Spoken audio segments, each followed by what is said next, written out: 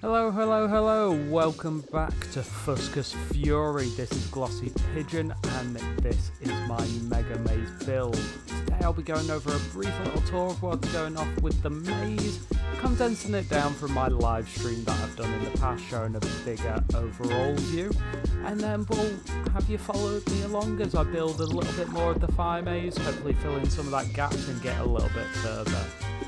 If you've got any questions, feel free to pop them down in the comment section and I will get back to you as soon as possible.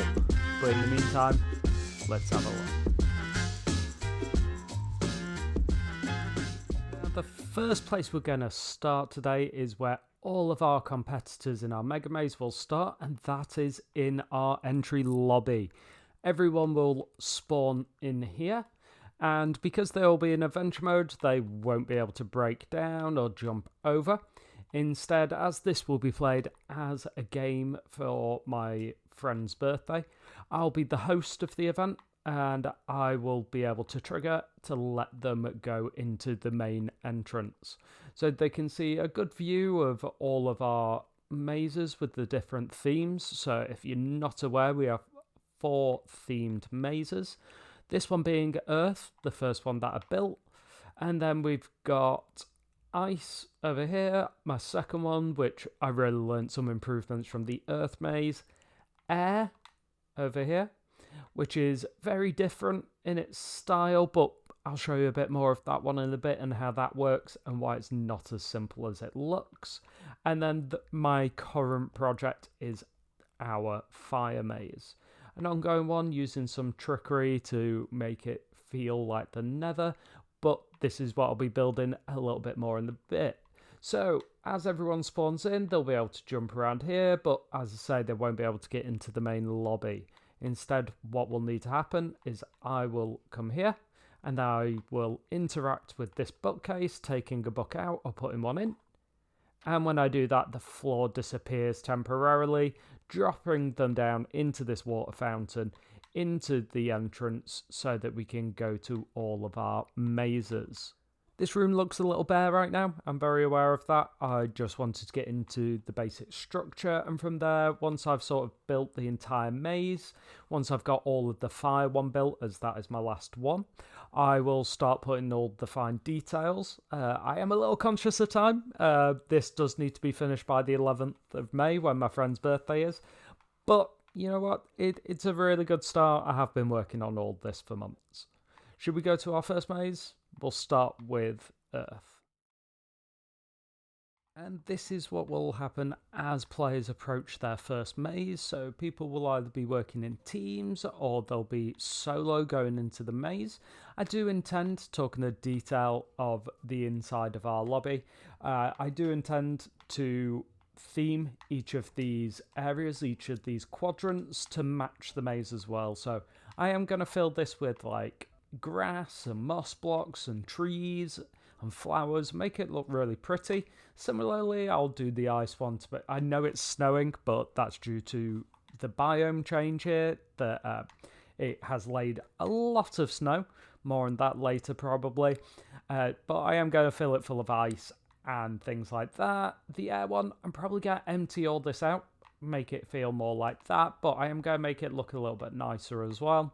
And then the fire one, that's going to be the fun one. That's going to be like the hellscape idea, really playing on the Nether sort of trickery that we've got going on. But as players come down these stairs, what they'll first be introduced to is obviously this sort of appearance. And as they get closer, what you'll see is we'll have that sign pop up. And this will only pop up on the first entrance into each maze. As you can see now, I no longer have that tag, and that's due to some command blocks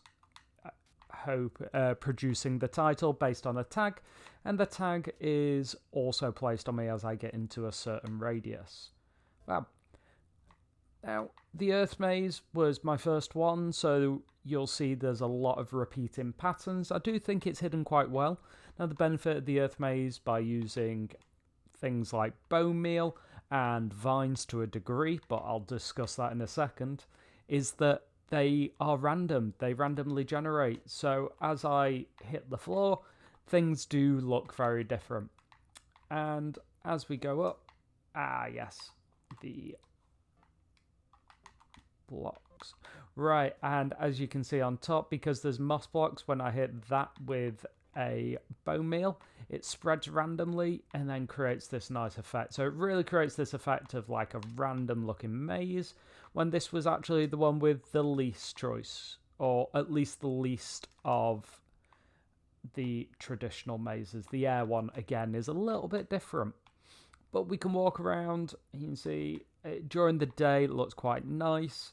There is light blocks in some of the walls. There are areas of the maze as well that are completely dark, which means that we can have mob spawn all day, which is a really cool effect. Oh, I say all day. I should say all night, really, shouldn't I?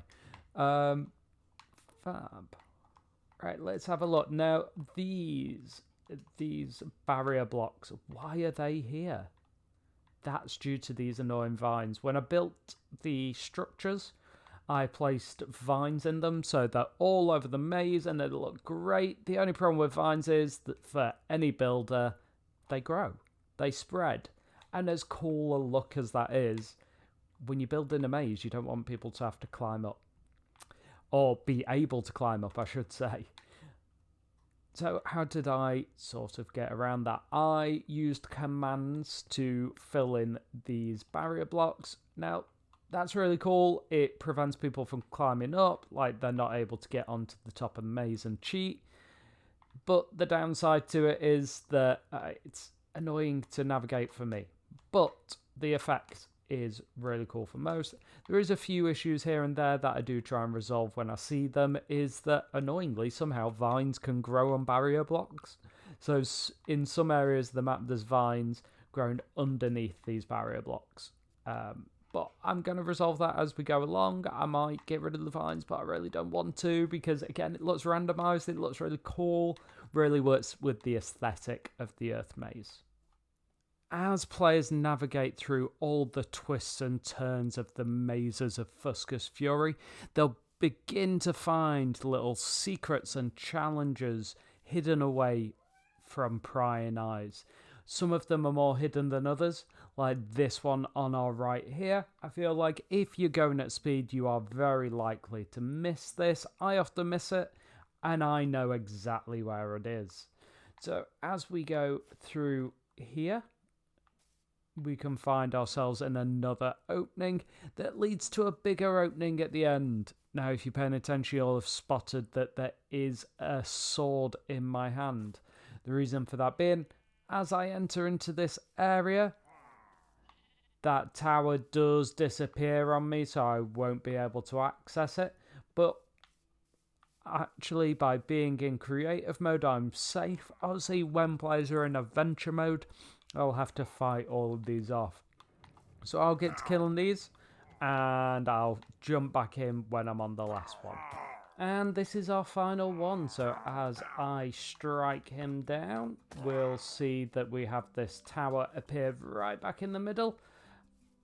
I walk up these stairs and automatically I'm teleported to the top of the tower, giving me a little bit of a view. We can see some of the back, what's beyond the maze, those hills that I've put in place to sort of mask the blank space behind it. And we also have this reward. Inside we'll see a couple of things that will help throughout the maze, some themed armor for players to wear, and some splash potions of healing, some totems of undying, and some things like that. These are big rewards in here, and this will be a challenge. Players won't have as good a weapons as a netherite sword, I can assure you. And then we can't walk over the edge. There are barrier blocks, but we can simply just walk through here, and all of a sudden we're back down at the beginning. As I leave this maze, we're still pretty safe. So you'll notice I can go back in and it won't respawn. That's because I have officially completed this challenge. Now, I won't reveal every little secret and challenge in the games today. There just isn't enough time for that. However, I will show you the finale of the Earth Maze. So as we turn this corner, you'll notice this, a blank area dropping directly into the void. Seems nice and simple. By stepping on this pressure plate, everything spawns in. Or these two pressure plates, I should say. And it looks like all you have to do is walk up. Oh, and grab that chest, but there's not enough time to do it as the center disappears behind you. Now, these are specifically chosen pressure plates, so you cannot drop something on them and have them activate. Instead, one player will need to stay stood on here as another one actually completes the maze and grabs the key out the center. All keys will be returned to the middle of Fuscus Fury into that central unit, where I'll build something to represent it when I'm done. Next up, we're going to move on to our ice maze. The ice maze, I learned a lot from the earth maze from building it, and you'll see it's a little bit uniform, or more uniform compared to the earth maze one, and this was really beneficial and a change up from the style that I used, or an improvement on the style that I used. As I'll play with this with fire, as you'll see in a little bit, but it is this barren icy wasteland. Now, one of my favourite little tricks about this that I'll show you in a second is that I have made it snow inside the ice maze. Instead of rain, it really adds to the aesthetic. So when I have the weather cycle going, which is of course currently paused due to ease, it will snow. Oh, I thought that was a drip of snow then. That's just the snow layers. But if we just pop on the weather, you'll see that, yeah, there we go, it begins to snow, and that creates this really cool wintry effect. Now, some areas still get little drops of rain. You might have seen one then a moment ago, but overall, it's this really good looking aesthetic that I'm really pleased with. To achieve this, I did use a world edit mod. Oh, look at that, a dead end, and I know this maze. I built it after all. Now, just to make it clear, I have a general idea of how to get around each maze, but it's still quite a struggle for me, even though I sort of know the general idea. And also, the more of them I've built, the harder it's getting to remember where to go, because there is moments where it's exactly one way or the other, and if you miss it, you're scuppered. You could be on the other side of the maze before you know it. But this snow is really cool. And with the ice maze now, for those that know, ice in Minecraft melts when the light level is too high. So to get around that, there are no light source blocks in the entirety of the ice maze. So that means at night it gets incredibly dangerous within the ice maze. In fact, shall we have a look? As you can see, at night the ice maze is completely barren of any light, apart from the center of the maze.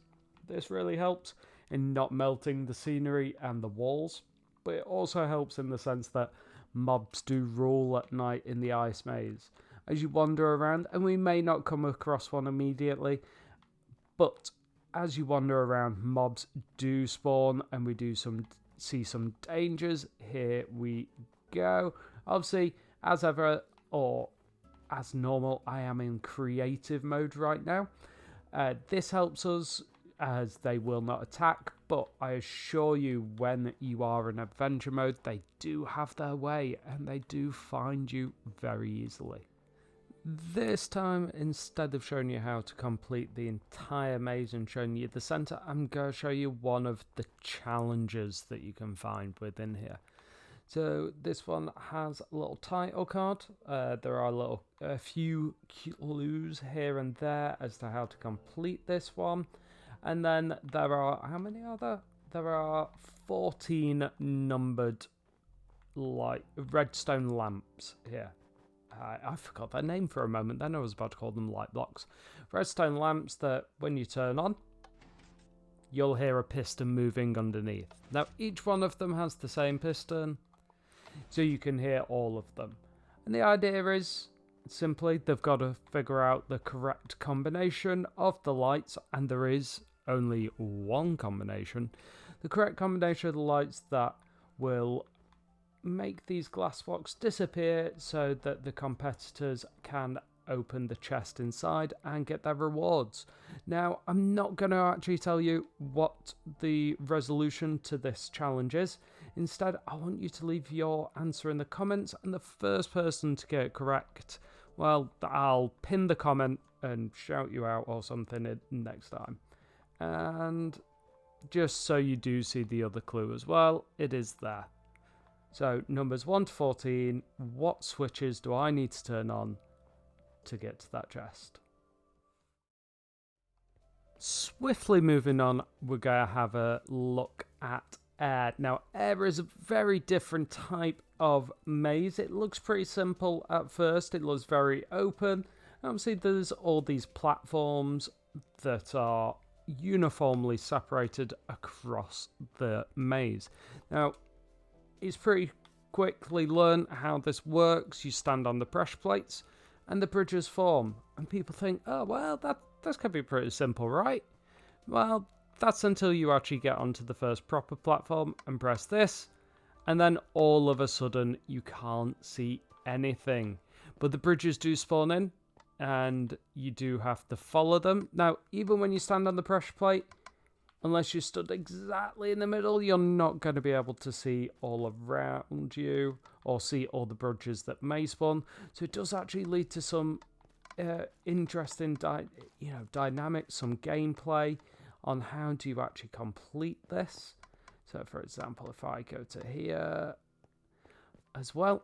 But what I'm going to do, just so you can have a look and see what's going on here, I am going to keep hold of this milk so I can keep drinking it so we don't go blind every time. Looks like there might be on quite a few. The other cool thing about this as well, especially because people have the blindness effect, it's going to take them a long time to realise that the bridges actually do disappear behind them as well. Now, this really builds this suspense because you're like, well, I thought I went this way, where's the bridge? But no, the bridge is already gone. And even then, because of the way that it works, if I stand on this now, this bridge will still disappear underneath me. It takes a full 2 minutes for a bridge to fully disappear, but even if you spawn it back in again, it can result in the top layers disappearing. Really cool sort of game mechanic, I thought, and really builds the suspense. Now, we're going to move on to showing you what it is like with blindness at night time, though. Because of the blindness effect at night, as you're walking around, like, you have no idea whether it is day or night time, really. It looks practically the same. But not only are you therefore spawning the bridges in yourself, it means that there are mobs walking around also spawning in the bridges. Now, hopefully we're going to come across one of them in a minute. It does really add to it. I mean, I've only just flown to this part of the map, so it could take a moment for mobs to start spawning. I really actually don't know where I am anymore. Even though, as I say, I've built this combination of the blinding and the uniformity between each one. There you go, you may have heard that in the background there. We've got a zombie nearby. Now, that zombie could be on literally my next platform that I've got to go on. It could literally be over this bridge, which I'm pretty sure I didn't stand on that pressure plate. So there's a good chance, if I'm right, maybe. Ah, there we go. There's the zombie. So if I was in adventure mode, I might be running at this point. Oh, 2 zombies. They've spawned in more bridges. And this also makes it way more complicated if you try to backtrack. I mean, imagine just walking over this bridge and then all of a sudden there's a creeper and you're dead. It's quite a funny mechanic. When I first tried building this, a few people were like, this seems pretty simple because I haven't put the blindness effect in yet. And then as soon as I did that, everyone thinks this is possibly the hardest one of the 3 mazes I had built up until this point. Obviously, air is the 3rd one of the 4 that I built. And I'm just trying to... This bridge will not spawn in. But if I drink some milk now, what we can have a look at is you can see all these mobs spawning in all around, creating this nightmare as well. And also, don't forget as well, So one other little fact about this world, there are no beds in this world. Not a single bed. So that does mean that you can't sleep. And, oh, look at that creeper just there. Oh gosh, their name's just flown out of my head. But you will obviously get attacked from the sky as well. Why is their name just flown out of my head? I've played Minecraft for years and I absolutely hate them. I'm going to blame Mumbo Jumbo for that. I'm a big fan of Mumbo Jumbo, and he did vote for the Elytras. That's the one. No, that's not it either. I'll remember it at some point. I'll probably look it up and shout it out in the next clip. But we can really see that these are spawning in and causing us a real hassle. If they manage to grab like a sword or something. Now, obviously, once it's daytime again, let's quickly make it daytime. We'll make it noon. Like the zombies and the skeletons, as long as they don't have helmets, will despawn. But our friendly local neighborhood creepers and any spiders or anything that's not affected by the light level will be killed. For this next part, I'm actually going to go into adventure mode so I can show you this properly. You can see this creeper is desperate to get to me, but it can't because that's not the route that the bridges go, so I'm actually pretty safe here, or at least I'm safe from that particular creeper. Now I'm going to show you the center of the maze. Actually, I know I didn't show you on ice, but I love the mechanic of the air central maze. There is a reason for the shield and the golden apples. I am also wearing all netherite armor. The players will not be this tricked out as they get to the center, but they will have some of these things, hopefully. But we cross over and we go up this bridge. Now these pressure plates here do also remove all effects, so it will remove the blindness effect and they will be able to see as they go up the bridge. Now as we get closer, we can see this tower seems to be a little scary. Yes, that is dripstone falling from the ceiling. And in here, it is full of shulkers. Now, the only way to get up there... Oh, there we go. We just began. I'm going to eat an apple so I don't die immediately. Now, shulker... With the amount of shulkers that are here, hit me. This is quite a dangerous task. And then not only that, you've got to dodge all these fallen dripstone, these cacti. What else is going on? Oh, the lava. There's lava as well that are built in. And right at the top, there is a tiny 2x2 hole that we have to get through and not fall into the dripstone. Oh. Because one hit from a shulker can cause us major issues, and we're through. There we go, nice and easy. First time, can't guarantee that's the case every time. But as we get to the top, and again, I'll decorate this as well. That shulker's really trying to hit me. I'm just going to pop that apple. As I say, I'm not going to fully reveal everything here, but what I will do is just stand on this. And this begins to build a bridge to the final challenge of the air maze. I'm not going to show you at this time, but maybe you should tune in when we live stream the event if you want to see more. And finally, we are at fire. So this is stacking up to be one of my favourite mazes, or I should say my actual favourite maze. I've learned from all the other mazes some tips and tricks to make it better, make it more uniform, and really lay on what I'm doing with this. This actually technically has 2 mazes involved, not that anyone will ever play the other maze, because not only is the maze on the floor, but if you actually look here, these are walkways as well. So technically, you could also use the walls as their own maze, because there's only certain routes you can go before you would drop down. And these are pretty dangerous because they're covered. They're always nighttime. plenty of mobs spawn, and it's not just regular mobs, it is nether mobs. You may have seen there we had the little glow hue, but I'll explain that in a minute. Now, I haven't built in yet the bit where it says welcome to fire. I have done the one that says welcome to air. I just realised that we didn't display that when I went through those gates, and that's because I just didn't remove the tag. But I haven't built it into fire yet, that's why it's not triggering.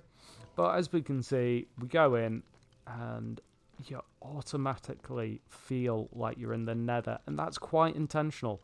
I do really want it to feel like the nether. There's a few tricks in this one. Now all the mazes built like this, so earth, ice and fire, have some hidden secrets. So if we go this way, I'll show you one of them. I followed that arrow from before, and we'll just go through here. Oh, yeah. So I'm actually back where I started, and that's because this part of the maze actually does move. This wall here is there until you go around this route. So I'll just show you from an exposed angle in a second. You can see that we can get through this wall, but I'll show you turned around that as I walk through it, the wall goes back in place, meaning that you can't go back and you are right back at the beginning. It's a small little piece of deception that I just thought was really cool, and there's a few others built like that within this maze. Now, it's quite hard to actually see in here, but you might be able to hear the nether background noises. Now, some of that is lava, but as I go further in, it will actually start playing the nether sounds. And the reason for that being, if I fly out of here for a second, you'll begin to see that the game actually thinks we're in the nether. Now, thanks to the wonderful people that build the world edit mod and resource pack and behavior pack, I was able to make this maze actually into the nether, and that's why the ice maze actually snows as well. That's part of the reason I play across Xbox and PC, is because with the PC I can install those resource packs and I can process them so it changes the world. It's a really cool thing to be able to do, and I'm really grateful for those that have built the world edit mod. I'll pop a link in the description of this YouTube video. However, bear in mind, as I say, at this current moment, Bedrock for Minecraft cannot... Wait, Bedrock for Minecraft? Minecraft for Windows 10, or the Bedrock version, does not currently work on PC. Super annoying. But, oh, is it for Windows 10? I suppose it'll be Minecraft for Windows now. Interesting, because of Windows 11 as well. I'm currently using Windows 10. I have little interest in updating. I'm sure I will at some point, though. Cool, but there aren't any challenges built in here yet. I've had the idea for what the center of the maze is going to be. It's a lot harder to navigate on the fire maze, because even when I'm not inside it, I've got a very limited field of view. I've got the center here. I know what I'm going to do with the center of the maze. I've just sort of got a route to it. I think I've gotten a bit too close here. I think I'm going to... Yeah, I'm going to go that way and do something a bit different. But what I'm going to do, rather than sit here, in fact, what I can do very quickly is I can show you how I actually build the mazes. And then I'm going to hit doing the mazes pretty hard, get back to, and then I'll catch up with you and show you what I've done. But here's the basic structure. So I need to, first of all, I need to go resave all these. This is my workshop. This is the core way that I have built the fire maze.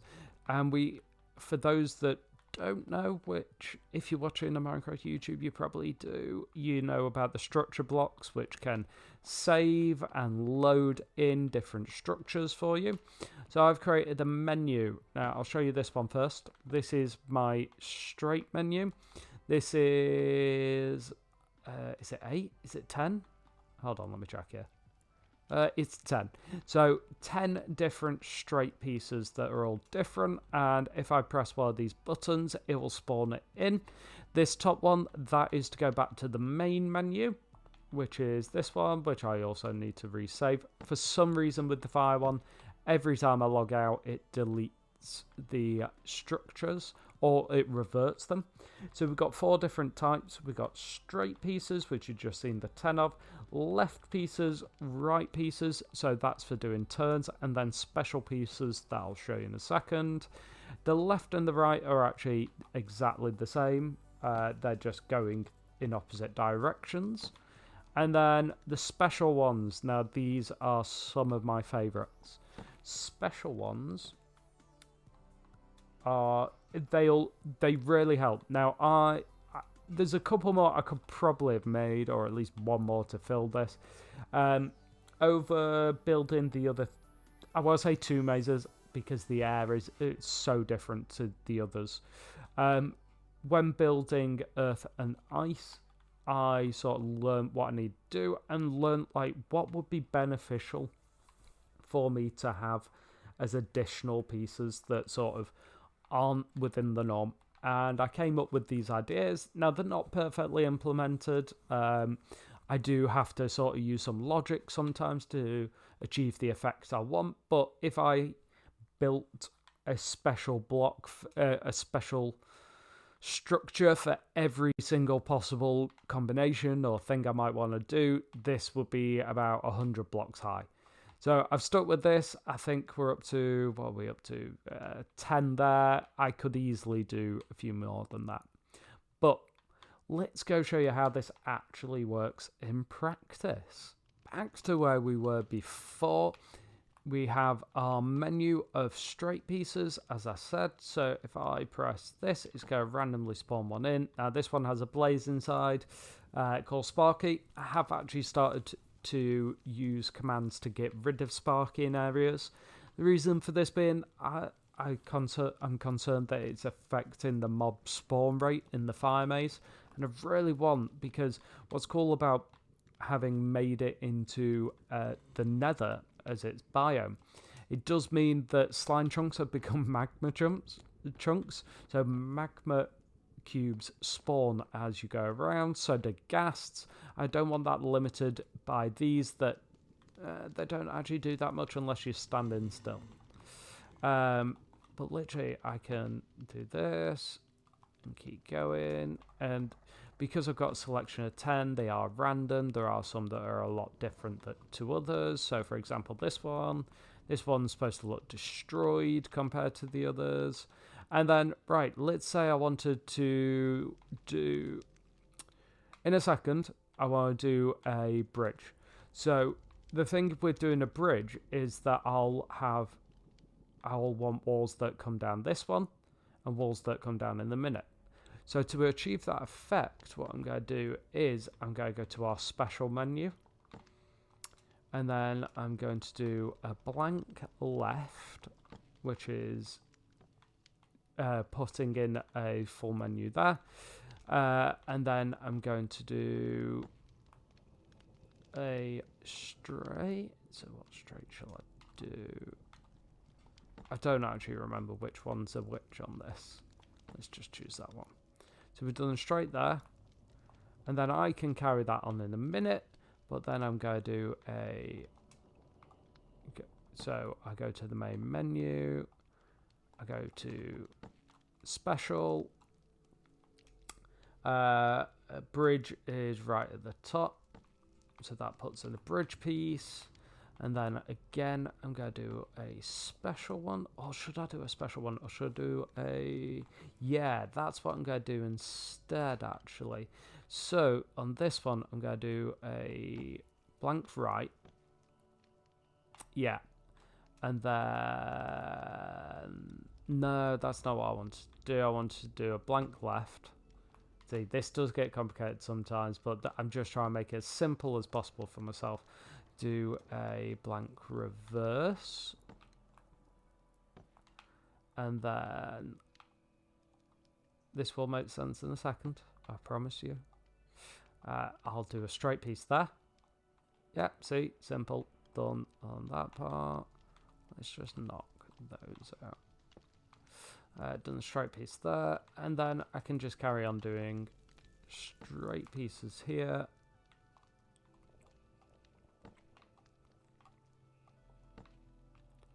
There we go. Yes, I'm very aware about these trapdoors. I forgot this from the first one. I did make the mistake that trapdoors don't rotate properly with structure blocks. I've just let them in, the character building, I suppose. I'd prefer it not to be like that, but I really can't be bothered with the hassle. I'm sure there's probably a way to fix them with command blocks. And if there is, I'll probably look into it. So, anyway, sorry. And then we'll do a straight piece there. Cool. There we go. So we've literally just built in another piece of wall. What I'll do in a second is I'll put in another structure block here, and then I'll build in the wall there. We'll go off right a little bit there, but then I'll probably take the main route going off left this way. Right, I'll get a bit of this done, and then I'll check back in with you all when this is a bit more complete. Welcome back. As you can see from this, it's a few hours later, and I have filled in some of the gaps, and I've extended the main pathway a little bit. You can't really see where it's going now, but that's sort of the idea of what I've been doing. And filling in those gaps, that's always the hardest part. Now, you can't really see right now what I've done, so I'm going to put a side by side on screen for you, and hopefully you can see there that that main central bit that was quite empty, I filled that all out. Now, these are the hardest parts because you do have to work with multiple paths. You have to make sure that those paths don't cross over, so there's no alternative route you weren't aware of. You've also got to make sure that you're giving them enough space to work, so it really tends to end up being the hardest part. It's always the fine detail I find in all of my work that takes the longest part. Like when you look at the air maze, the actual building of the entire maze took me 2 days, but then all the little structures and all of making it look good, that took me weeks. You can see here that like it's really filling out now, that these mushrooms really add to the effect, with even with the glow parts as well. It really builds that aesthetic, and even though obviously the nether doesn't actually look like that at this, it does start to feel like the nether in here, especially when you got all those sounds going off in the background. And I have turned the music down now. I imagine I'll start doing that all the time in the future on these recordings, but it's really good in the sense that you get the nether soundtrack in the background as well once you're in here for a while. Actually, when you're building, I'm not going to lie, it does start to mess with your head a little bit because you can't see properly. It's such a restrictive view compared to when I was working on the other mazes because of this red fog, and you start to lose your mind and start to lose your concept of where you are. When I stand in the middle of this maze, it's very hard to see what's around me. But I will be carrying on with this in the future. I have recorded, edited, and hopefully uploaded this video all in one day. Here we go. This is a prime example of me getting lost. But I'm hoping to do this again next week, but I'm gonna try and get some more time in, and I'll probably record some stuff in a couple of days for it. Hopefully I'll be able to start doing time lapses. I did want to do a time lapse for today with my PC. I was going to load that up and do it as a secondary camera, but it didn't quite work out. As I said earlier, Minecraft 1.20.70 doesn't work on PC right now, so I wasn't able to do that, annoyingly. But we will make sure to do things like that in the future. So thank you for watching. If you have any suggestions or any questions, feel free to comment. Obviously, as always, like and subscribe. My name's been Glossy Pigeon. Thank you for watching, and see you next time.